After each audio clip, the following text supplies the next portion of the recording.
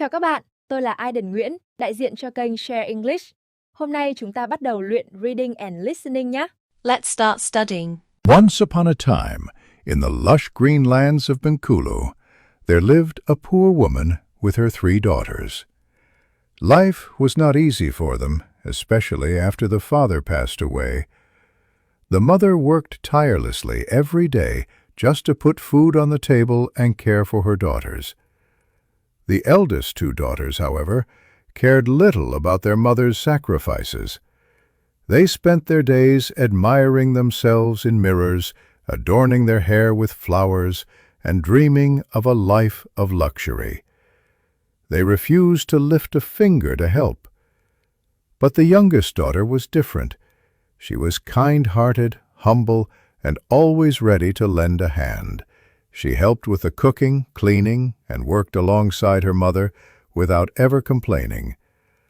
One day the mother fell ill. Her body grew weak, and she could no longer work. Seeing this, the youngest daughter decided to take her mother's place and earn a living. Before leaving, she looked at her sisters and said gently, "Please, take care of Mother while I'm gone. She needs rest and love now more than ever." But as soon as she was out the door, the 2 older sisters went back to their usual ways, ignoring their mother, treating her harshly, and leaving her alone in pain. When the youngest returned home that evening, her heart broke. Her mother looked even weaker. Tears welled in her eyes as she whispered, "I have to find a way to help her." The next morning she visited the village healer. The healer looked at her with concern and said, "There is only one thing that can cure your mother now, a magical fire ember that burns at the top of Mount Dung. But be warned, young one, the ember is guarded by a terrifying creature, the great serpent known as Ular Ndung.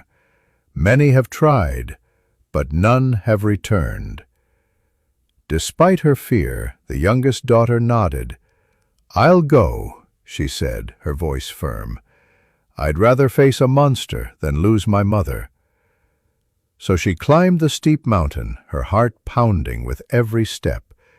When she finally reached the summit, she saw the glowing ember flickering gently among the rocks. But before she could touch it, a massive serpent slithered out from the shadows, its eyes glowing, its tongue flicking, its body coiled like a mountain of scales. The girl trembled but bowed respectfully. "Great Ular Ndung," she said, "I've come for the ember.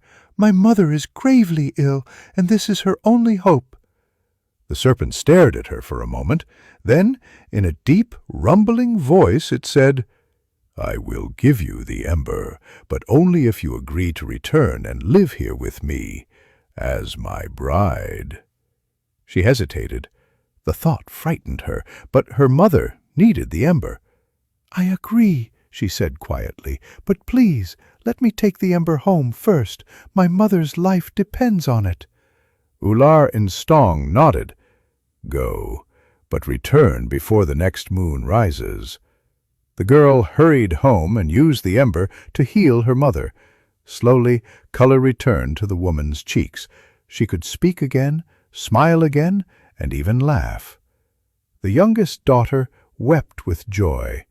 Then, keeping her promise, she kissed her mother goodbye and climbed back up the mountain. But when she reached the top again, the serpent was gone. In its place stood a handsome young man. "Who are you?" she asked, startled. The man smiled.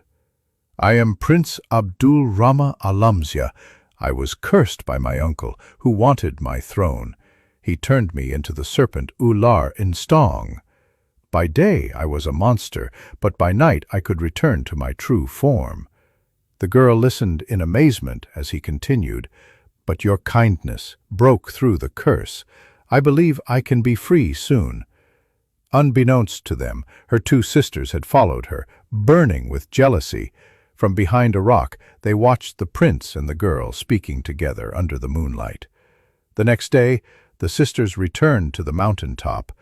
When the prince had turned back into a serpent, they found the shed snakeskin and set it on fire, hoping to turn the prince against their sister. But instead, something magical happened. As the smoke rose, a bright light surrounded the prince. The curse was lifted completely. He would never again be a serpent. Overwhelmed with joy, the prince turned to the youngest daughter and said, "You saved me, not just with courage, but with love. Will you be my queen?" She nodded, and the two returned to the kingdom together. The prince reclaimed his throne from his wicked uncle, and they were married in a grand celebration. The youngest daughter did not forget her family.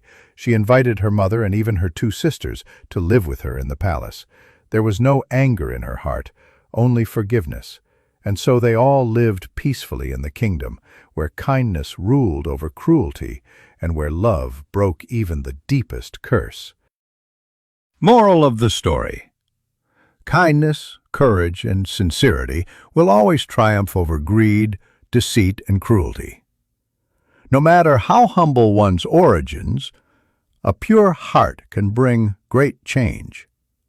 Forgiveness and compassion have the power to heal broken families and build a more peaceful future.